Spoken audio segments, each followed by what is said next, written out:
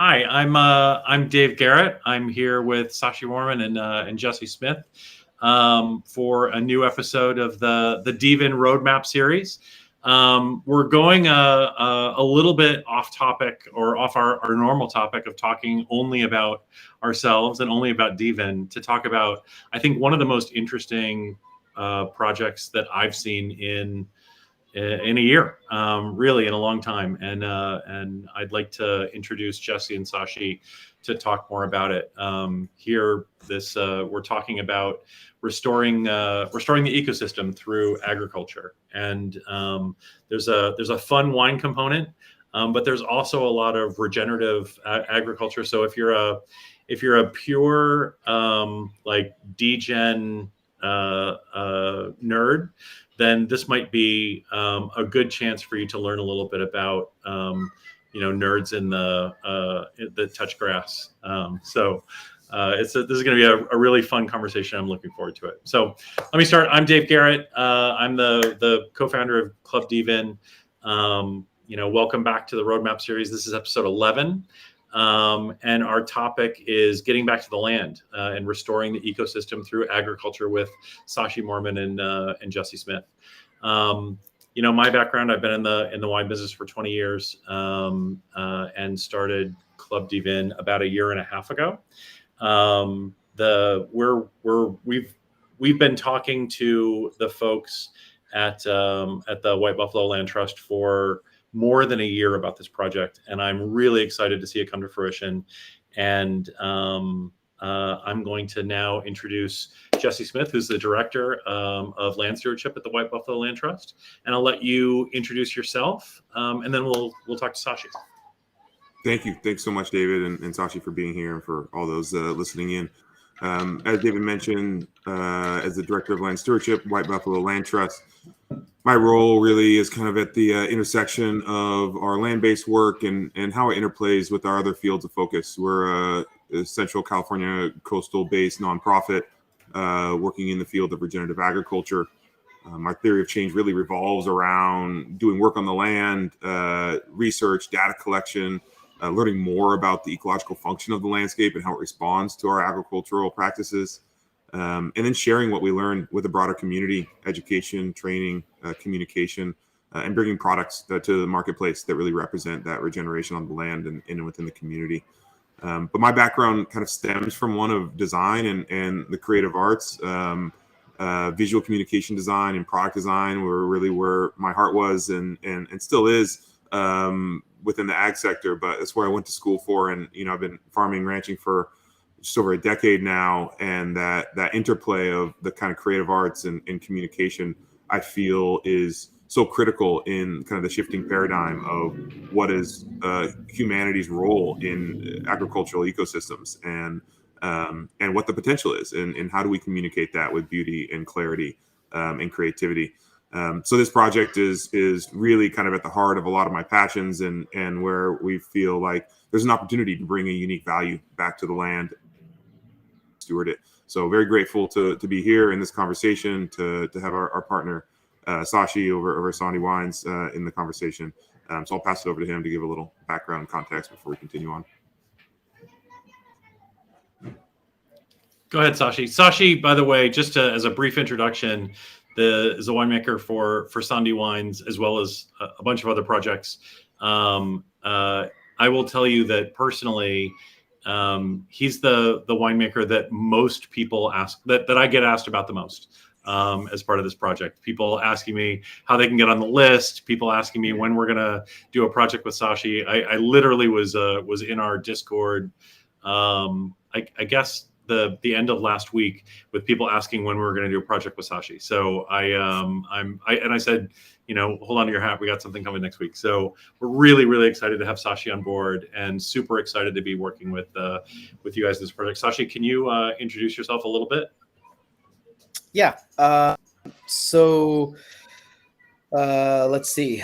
I work on a number of wineries in California and a winery in Oregon. I'm the managing partner at Evening Land, Demelacote and Sandhi. I also own and operate called Pietro Sassi with my wife and business partner and friend, Peter Paston. And I have a couple of consulting jobs here in the Santa Rita Hills.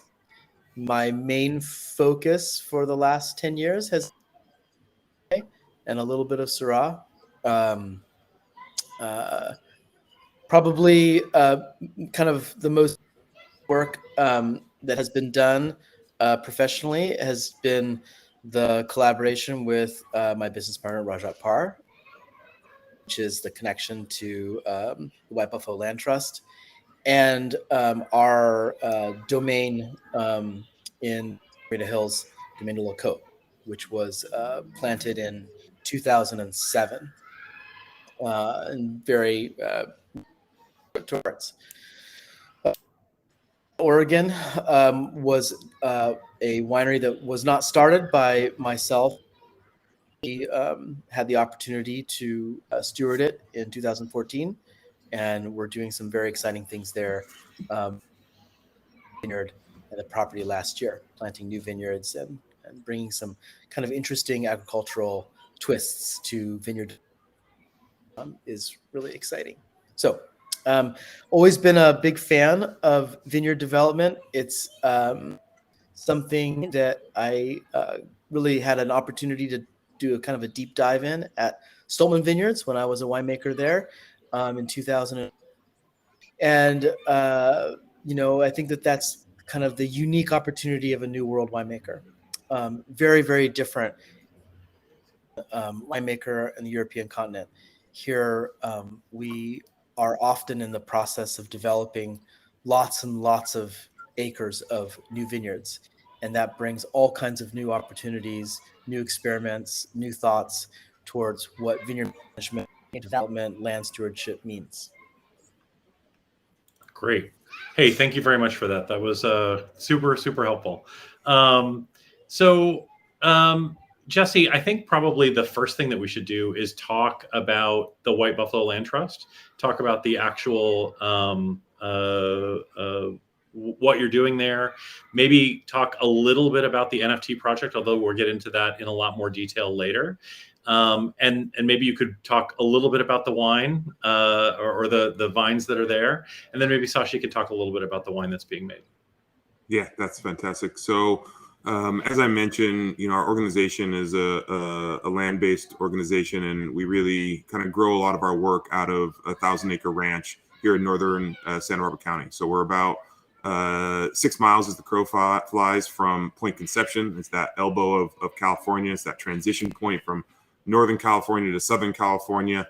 And we have one of the more westernmost vineyards in this region, just outside of the Santa Rita AVA. But the small 5-acre vineyard that is kind of the crux of this partnership and this relationship is nested within a 1,000-acre landscape that really has a kind of representational value of so much of the surrounding region. It's very similar to much of the landscape of Santa Barbara, California, and Mediterranean regions around the world, which is to say that it's made up of this patchwork of different ecological sites.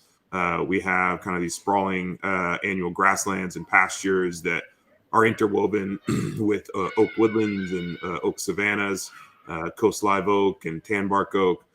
We have these meandering streams with the riparian zones of willows and elderberries. And we have this coastal sage scrub and chaparral, all kind of supported by some of the managed agroforestry of orchards and vineyards. And those ecological sites are really what make up the patchwork and the tapestry of some of the most productive agriculturally, as well as some of the most kind of substantial environmentally kind of biodiversity regions of the world, which is Mediterranean regions of the world. For such a small portion of the global landmass, they represent so much of the agricultural production and biodiversity on this planet. And so when Sashi and Raj and I first met, the wine itself, the grapes, the vineyard, was where the relationship was going to kind of revolve around, but it was really about the larger landscape. And the landscape that we're stewarding is a closed watershed, and really understanding the different dynamics and flows of water and nutrient cycling and biodiversity within it as the impact as an outcome of our agricultural practices. And so each of those different ecological sites that we speak to have their own kind of principles of regeneration, their own kind of ecological function that we're trying to increase and see a higher potential. Some of it's around, native perennial grasses. The other one is around, maybe oak regeneration and recruitment, new oak species. Others is about, fire mitigation or carbon sequestration.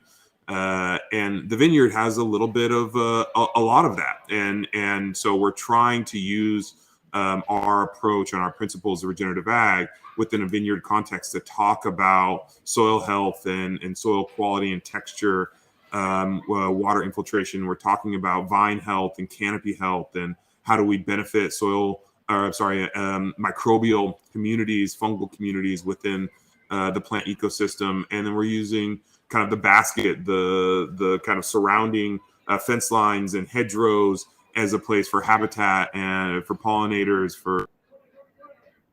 to increase the pollen availability for birds and snakes of all types. And so we're trying to create an ecosystem around our agricultural production system. And so that's exciting for us because, it shapes the conversation for people around a bottle of wine that otherwise, seems a little bit foreign and different. Hey, Jesse, can you give us the elevator pitch on the NFT project? Like 30 seconds on that.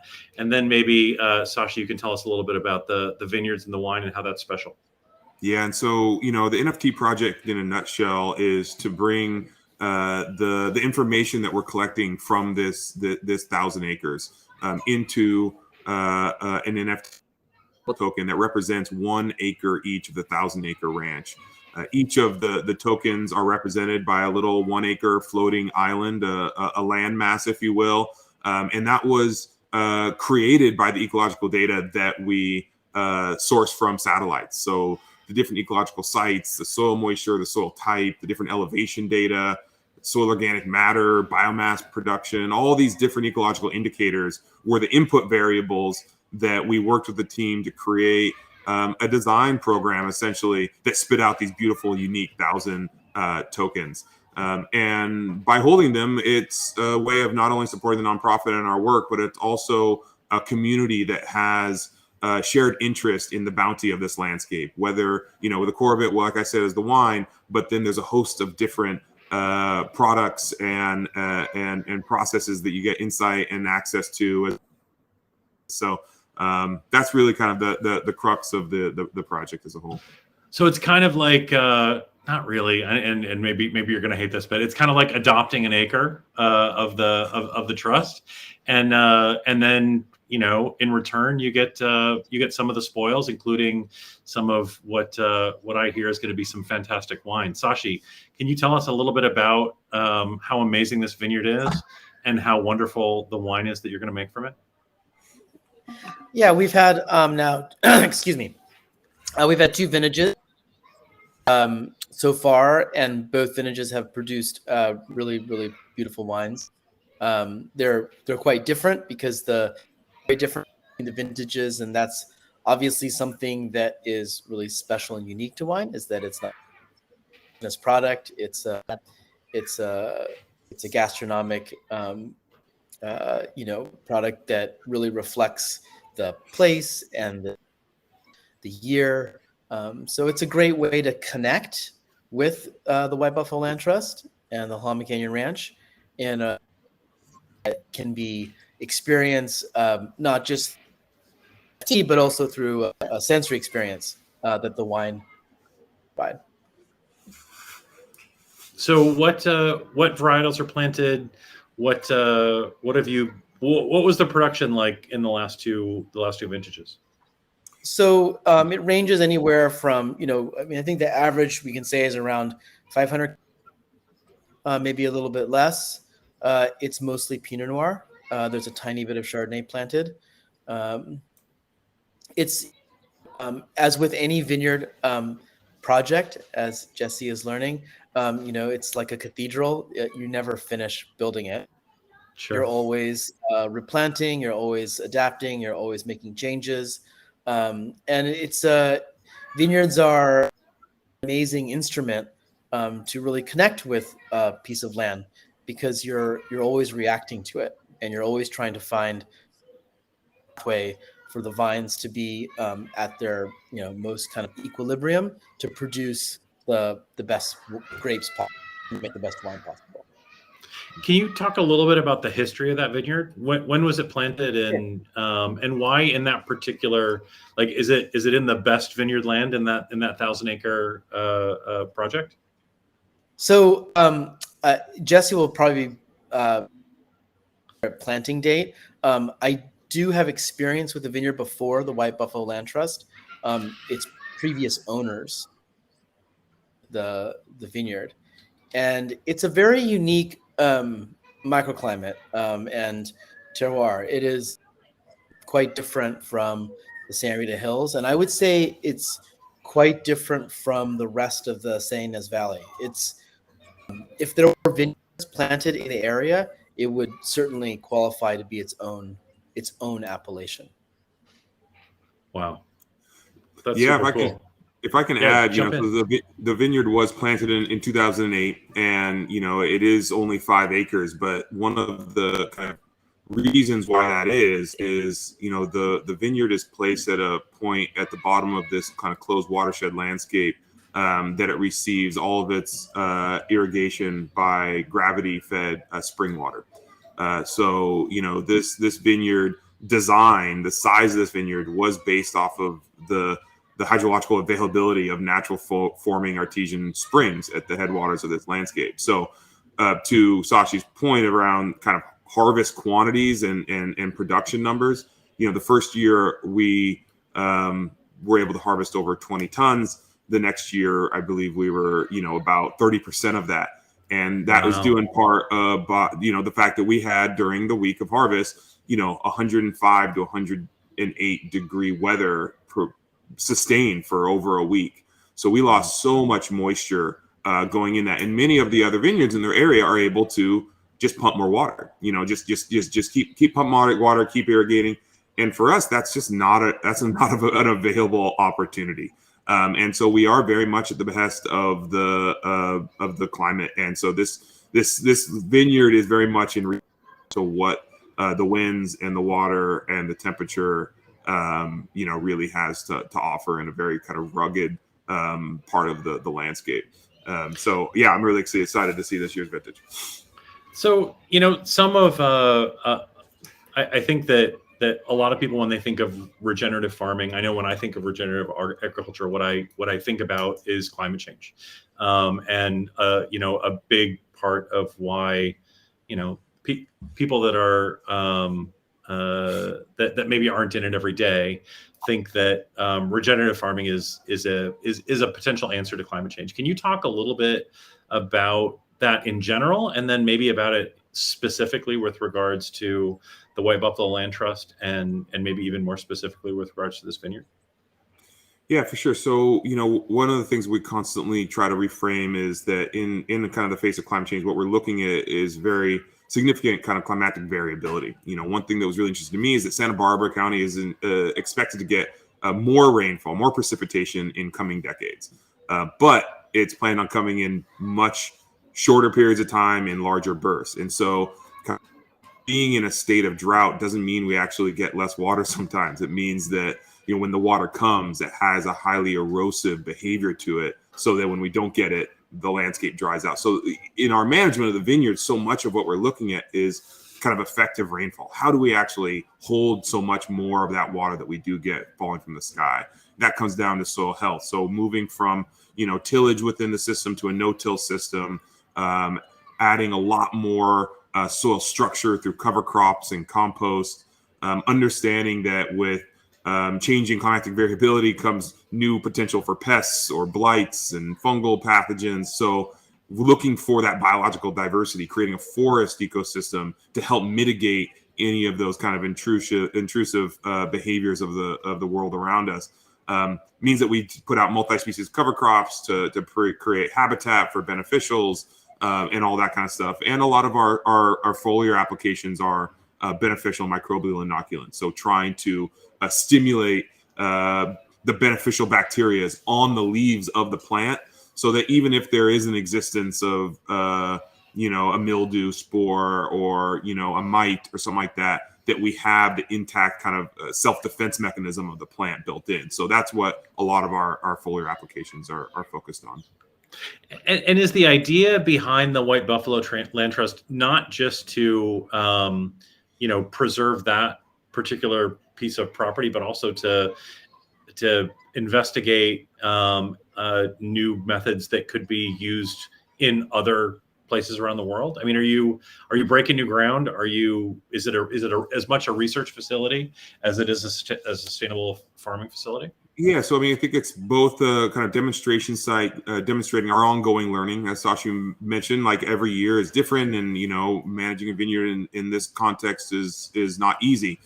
But we can learn and share with others who are going through similar transitions. So one of the projects we're working on right now is with a client of ours that we've been consulting with for the last year, as they took over, similarly to us, a vineyard that was very conventionally managed and are now trying to move it to one that's more focused on ecological, biological, regenerative farming practices. And so we're helping them with just the kind of underlying principles of soil health, watershed dynamics, and biodiversity as they continue to manage and evolve their vineyard system, still maintaining harvests and kind of the fiscal responsibility of that operation. So to your point, it's not necessarily us that is breaking new ground, but through our work and through our relationships and our consulting, we're also trying to help others who are trying to make similar kind of transitions. Sashi, are you finding unique challenges in this particular vineyard? A, because of the limitations, and B, I know that it's relatively close to other projects that you work in geographically, but is it similar in terms of the microclimate? The microclimate is quite different, but the issues are the same, and the issues extend far beyond Santa Barbara County. For instance, we're responsible for managing 220 acres up in the Willamette Valley, where Evening Land is located, and Domaine de la Côte sits on a 800-acre parcel. And I think something that is also unique to the American kind of Pinot Noir industry, or Chardonnay and Pinot Noir industry, is that, obviously we use Burgundy as a point of reference, as an inspiration point. But the way we farm here in the US is so different. Vigneron's farm in Burgundy, in the sense that we are responsible for much larger acres. Sure. A typical domain in Burgundy would be maybe 8 or 9 hectares. It's enormous. That's enormous. Yeah. Enormous. That would, that's not, you're participating in a large community in terms of an ecological, feeling of responsibility and consciousness. Whereas in the US, many of us are farming Pinot Noir and Chardonnay on much larger parcels of land, where our responsibilities to the land go far beyond just the vineyard. So we're interacting with the, call it the negative space. Sure. Not just lines. And I think that something that we hear a lot from Burgundy is because of their situation, there's such a strong preoccupation with the actual vine, because that's their context. Whereas our context is much larger. We're really watersheds and all of the native plants and species that are planted around our vineyards, how they interact with the vineyards, how they influence the wine, and what that all means for sustainability as the climate changes. So one of the things that, I grew up on a farm, and I that's probably the greatest extent that I know about farming, farming outside of vineyards. But one thing that's kind of interesting that I've thought about recently with regards to climate change, and especially sustainable and regenerative farming, is that wine is a little bit unique among agricultural products in that you actually get more value for variations, for creating something where you're actually you're creating something special and new and unique. Whereas in most farming, the idea really is to create as much uniformity as possible, right? Because that creates more efficiencies in farming. It creates more efficiencies in harvest. It creates more efficiencies in sales. You're trying to create literally, you're creating a commodity product in most of farming, right? Whereas in wine, you're doing the exact opposite, or at least for the kind of wine that we're talking about, for let's call it luxury wines or special wines. You're trying to create a unique product. Can you talk a little bit about how that value creation kind of interacts with the idea of regenerative farming, or interacts with the idea of sustainable farming, as opposed to other kinds of agriculture? And well, I'll stop there. Sorry, sometimes my questions are run on. I hear that a lot from the producers. So, do you want me to take a stab at that first? Yeah, why don't you go ahead and start us off, and I'm happy to jump in and clean up. Okay. Well, I think you said a lot of really important things there, David. The first one being that, the wine industry is vast, and quite honestly, most of it is. So Sure. Most of the wine industry is about uniformity. It's about removing variations so that people feel like they're buying a consistent product that they can count on. So we're talking about a very small slice of the market. Right. And I think you used the right word. It is the luxury market. Because in the luxury market, what is valued is distinction, and what is valued is idiosyncrasies. And so the fascinating thing about wine and and regenerative farming in the luxury space is, I think it's all about you are communicating and interacting with most often a very aware, educated, and conscientious. And as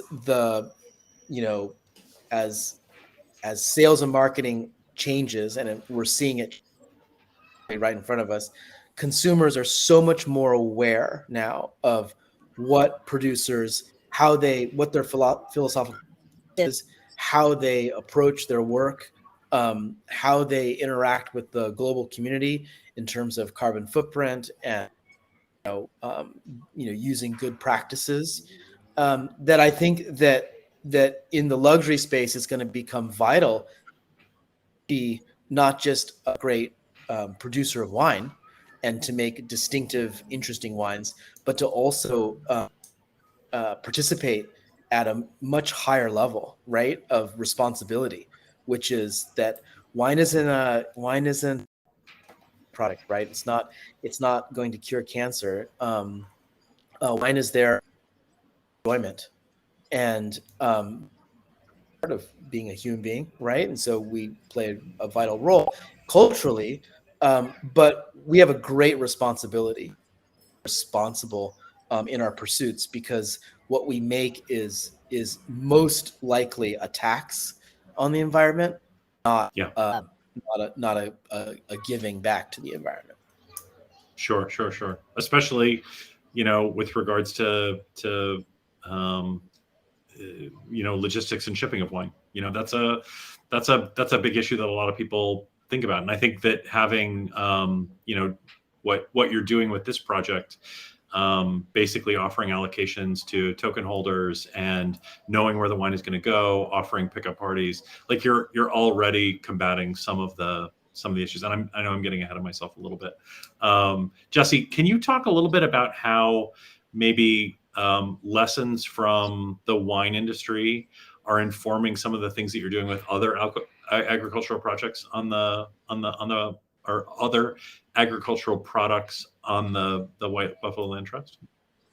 Well, yeah, and I I take issue with something that Sashi just said. I think wine is a necessity. I don't think it is a luxury. Even if there's a luxury process, I'm one of those people. It's like wine is for the people. It's one of those things. I talk to people who are religious too. It's like wine is a necessity. I take issue with the not curing cancer. Every other month I hear an article from the New York Times about the antioxidants. So I only save the good ones. Stick it to it. Well, yeah, I mean, I think that one of the things that really has inspired my work in agriculture is one of kind of uniqueness and provenance of place. I had the opportunity just, as a young student studying abroad in Europe to, travel with my fiance at the time. And one of the things that we marveled at was the uniqueness of every little small town, whether you're in France or Spain, in Germany, there was a special, sausage or a special bread or a special cheese that was like so representational of that small little hamlet, that small little town, that small little village. And we were both born and raised here in Santa Barbara. We both grew up with families that love food and came from either agriculture or ecological kind of education. And we kind of were recognizing that there wasn't a lot of that in the California dynamic. You could drive from San Diego and, different places, but same organic markets, same food, wide distribution. And we really wanted to invest in our community in a place that really had this pride of place, that there was places that you could go that really were unique experiences and unique expressions.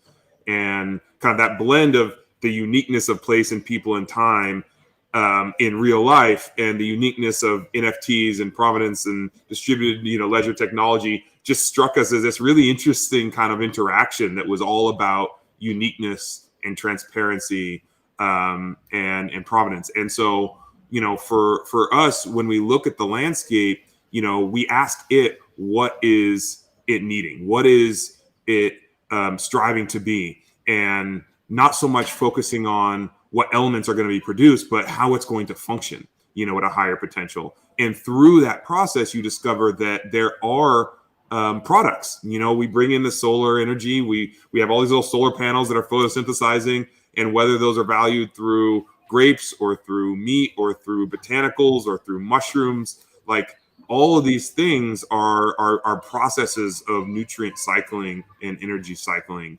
And so, the wine industry, and we talk about this quite a lot with friends, like, why is it that wine and a bottle of wine can garner so much value in the marketplace?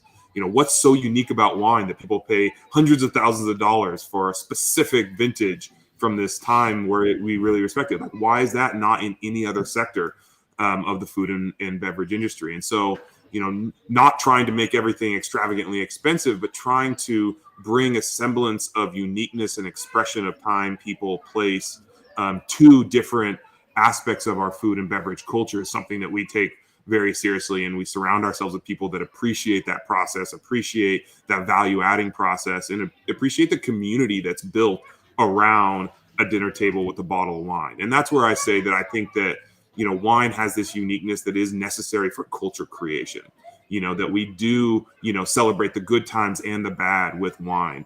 And one of my favorite experiences was traveling in Europe and being able to visit people who talked about hiding in bunkers during World War II and splitting bottles of champagne one at a time. And they would pop a bottle and they were hearing bombs drop. And like those moments of like absolute tension and hardship are still, imbued with this love of wine and the culture of wine and the vintages of wine. So I love the duality that wine brings in the human experience. That's very cool. So let's change gears a little bit and talk about, obviously the project is amazing. The White Buffalo Land Trust, I think, is, what you're doing there. I've been really impressed with it from the beginning. I have to say it's, I've worked on or been privy to a ton of different regenerative and sustainable projects. This is the most well thought out, the most it just feels like it's the most holistic project that I've seen. And it's really impressive. So talk to me a little bit about why you've decided to create an NFT project inside of it. why you think that fits, and then we can talk a little bit more about what the specific drop is like. Yeah, of course. So, I mean, I think that the core aspect that we identified was, transition to a more holistic, a more regenerative form of agriculture. It does take resource, it takes attention, it takes a lot of energy, because we have witnessed a wholesale decline of our ecological function, in part to historic agricultural practices. And so that ultimately is a lack of valuing of kind of the co-benefits of agriculture or the externalities of agriculture. People have been able to degrade without being penalized. And, that's what it is. But I think we need to find a new mechanism to value those who are tending to landscapes that are trying to benefit and regenerate them. And so sometimes that's difficult to embed within the price of an agricultural product. There's an expectation for a pound of beef or a bottle of wine, or, a gallon of milk. And so to kind of sometimes disassociate the valuing of the ecological systems from the valuing of the product. And this token that represents, kind of a piece of the 1,000 acres is a way for people to value the other aspects of our work, the community building, the investment of riparian restoration, the education of other land stewards looking to make this transition, like all of that, we want to do, we feel is necessary in our theory of change, but we can't just charge more for our grass-fed beef or our bottle of, olive oil or, the canned, chanterelle mushrooms. Like, we want to bring those to a community that appreciates them, but the minting of the NFT and the holders of those NFTs and the of those NFTs will ultimately support the perpetual work that we do through the nonprofit. That's really great. So basically, you're building a community of people that are like-minded, that are providing resources, and that are, maybe helping you shepherd this land trust, but also, supporters. I assume you're hoping supporters in a bunch of different ways. Of course. And, people that really care not only about the wine, but about all the other aspects of the organization and want to kind of lean in and listen to what that kind of evolutionary process of land regeneration looks like. And I'll just mention, the data that we collected, we took a snapshot in time. That data is being collected every single day. As there's ebbs and flows of soil moisture and temperature and carbon stocks and all those kind of things. And so, it's a really interesting application of data that's being collected for agronomic purposes to do kind of a more visual representation of a landscape. So I think that people are going to be excited some of the future ways that we want to bring that data and how it's evolving over time back into the community. Well, I know I'm super excited, and I think if I understood correctly, I think I'm number 5 on the wait list for right now. So when the mint happens and I get a chance to buy my token, what's that going to mean? What do I get as a token holder? What's my other than the obvious satisfaction of helping out, being one of the sponsors of the White Buffalo Land Trust, knowing that the funds are going to help promote that organization. Like, what else does it mean? What does it mean to be part of this community? Yeah, so the VIP minting, we're starting off with a half ETH. It will be minting in the next month or so. The first 500 tokens purchased will come with the first year's allocation of the Pinot Noir with it. So getting in the first 500 would be to your benefit. But then we also have some amazing core partners, including Sandhi Wine. So the first 100 will be entered to win a VIP cellar tour with Sandhi just down the road, and the first 200 will be entered to win one of our other core partners, 2,500 Regen tokens. So the Regen network is a marketplace for ecological tokens, and so you can be entered to win 2,500 of those tokens that support projects all over the world who are doing land regeneration. And then David, you can share more about the first 300 being entered to win a Genesis level membership over at Club dVIN, and you can explain a little bit more about kind of what that. So there's different perks at different levels, getting people in the door. Where we have a community manager to help people in the process who might be unfamiliar with wallet, creation and setup and ETH purchase and all that kind of stuff. I believe that if you're going to be on the dVIN roadmap series, you're going to at least have a baseline understanding of what that entails. But we're finding our communities across wine lovers, cryptocurrency and Web3 lovers and regenerative ag lovers. So we're trying to make sure that that whole community is coming together and the process is streamlined for everyone. So, yeah. Sure. And because it's an NFT, it's something that if I wanted to at some point later, I can gift to someone, I can sell if I want to. And the all of those benefits, for example, the access to the allocation of wine would go to whoever the holder is whenever the wine is released. Is that right? That's exactly it. And we're hoping that people might snap up a couple and keep one for longevity and maybe one for transference and gifting or an investment. Is there a limit? So people are allowed to? Can they buy more than two, or is there a limit for each individual? Right now, we have not set any limit. Okay, good to know. Great. And so, correct me if I'm wrong, but you say the first 100 or the first 200 will get the ability to buy 6 bottles of last year's vintage of the Pinot Noir.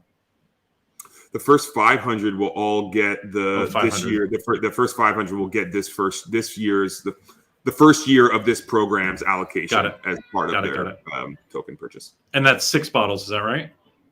So the allocation is going to be year to year dependent.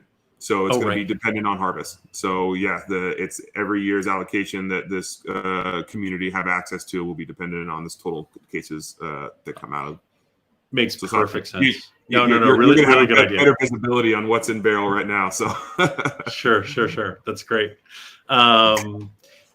So that's exciting. I know that there are some other things that you've talked about, access to some of the other agricultural products, which are, for me, I live in Barcelona, so access to the wine is super exciting to me. But there are other agricultural products that members are going to have access to as well. Can you talk a little bit about that? Some of the other bounty from the trust?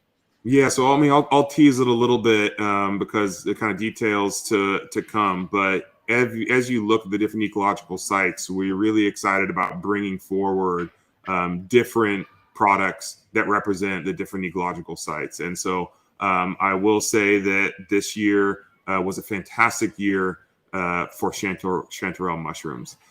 So we have an exciting pickled and preserved wild harvested chanterelle mushrooms in olive oil and vinegar that's part of our food brand, different spices and herbs that we'll be bringing forward. But we also have grass-fed, grass-finished beef coming off the land. We have holistically managed boar goats in our sage and our grasslands. We have some amazing native sages that we're distilling for hydrosols and essential oils. So we're in the process of a beautiful suite of products that will be released in partnership with this community. That's amazing. Sashi, can you tell us a little bit more? I know we talked about it a little earlier, but tell us a little bit more about the wine and the winemaking. Are you, talk to us about the winemaking process, your vision for at least the next few vintages. Yeah, so the wine is made, in the spirit of the White Buffalo Land Trust. So it's very kind of low intervention, zero amount of sulfur. It's bottled quite early. The wine is made to be enjoyed for an early time frame. It really promotes the freshness of the fruit. That being said, if the wine is cellared properly, it would easily go 10 years in the cellar. Wow. The first vintage was a remarkable success. And I say remarkable, that, none of us had a lot of experience with the fruit. So usually takes a long time to get to know, make the wines in the best way possible from that vineyard. So we're still on the learning curve. And I think that's another interesting thing offer to members is just a little insight into that process of getting to know a vineyard, how decisions that we're making in terms of adapting the viticulture, adapting the infrastructure, adapting the winemaking. We try and create the best expression possible. Have you had a chance to pair the wines with any of the other bounty from the property? I know that one of the things that we did, I'll tell you a little story. A couple of years ago, we did this really great harvest experience at a vineyard in the Priorat, where not only did we taste the wine, we tasted the wine from older vintages, but every single thing we ate over a 3-day harvest weekend was either foraged or literally from that property. And it was a really amazing experience, really fun. We brought some chefs down from Denmark to do the whole thing. Have you had a chance to pair the wines with any of the other great, sounds like amazing bounty from the property? Yes. I mean, we've definitely enjoyed Chanterelles. Because as he said, it was an incredible year for that. I think that the White Buffalo Land Trust is also can be a bit of a beacon for people who are curious about Santa Barbara County, because in 1996, and I moved here from New York City, and I was struck by the resources here if you are in any way interested in food and wine. It's just extraordinary. The Santa Barbara Farmers Market is maybe one of the best farmers markets I've ever seen. And the fishery that is in the channel is one of the most amazing fisheries in the United States. And now we have a lot of people who are beautiful animal products, from pork to squab to beef, chicken, and so lamb. I hope that maybe this whole project will also encourage people to visit and really understand what an extraordinary Santa Barbara County is now, with also the wine industry really blossoming and coming into maturity. The combination is it's really, really special. So, well, I'll be there. I'll be there in October. So let's put together a tasting and a dinner, and let's put something together. Absolutely. It'd be very easy. I mean, you not just 3 days, Dave. You could go an entire year of just eating food from Santa Barbara County and drinking the local wines. I mean, it is beyond what I think most people understand in terms of the culinary resources. That's great. Yeah. Well, everybody's mouth is watering. So this is the exact right time, Jesse, for you to tell people how to do it. So how can people be part of this? How can they sign up to the list? How can they mint? What's the process? Yeah, well, thank you so much. Once again, the Halama Canyon Ranch project is just in its infancy and kind of getting off to a great start already. So the jcrclub.com is the best way to begin your journey. Please just go to the website, top of the page, join the VIP list, and you should be shepherded along in this process. We're excited to be able to engage with people over the life cycle of this project, and as it evolves, there's many more opportunities, from our benefits and events to special ranch tours, as well as ongoing research and field work that this community will be invited to engage in. So if there's any question as to steps to take or questions within the process, our team is here to support. That's great. So we're going to post that link in the show notes. I think we have from your team a set of instructions, like step 1, step 2, step 3. I'll make sure that those go in as well. And really, anyone who's listening, if you're interested at all in regenerative agriculture, if you're interested at all in figuring out a way to snag some wine from Sashi's newest project, then this is a great way to do it. I know that I'm already on the list and planning to be part of it. And I just couldn't say enough good things about this. I've been following this project for a year. I've been bugging these guys about when they're gonna launch. I couldn't be more excited that you're finally doing it. So, anything else you wanna leave with? I know we're getting close on time. Sashi, anything else you want to say before we go? I mean, I just thank you so much for giving an opportunity in a platform for spreading the word. This is the opposite of the metaverse. This is actually like the here verse. Like you can actually participate in something that is real, and you can like see it and touch it and feel it and smell it and taste it. And I think that that's like so necessary now, because I think people need to be more in tune and attached to the planet, not attached to it. 100% agree. Jesse, any last words? My closing thoughts would be very, very similar to Sashi's.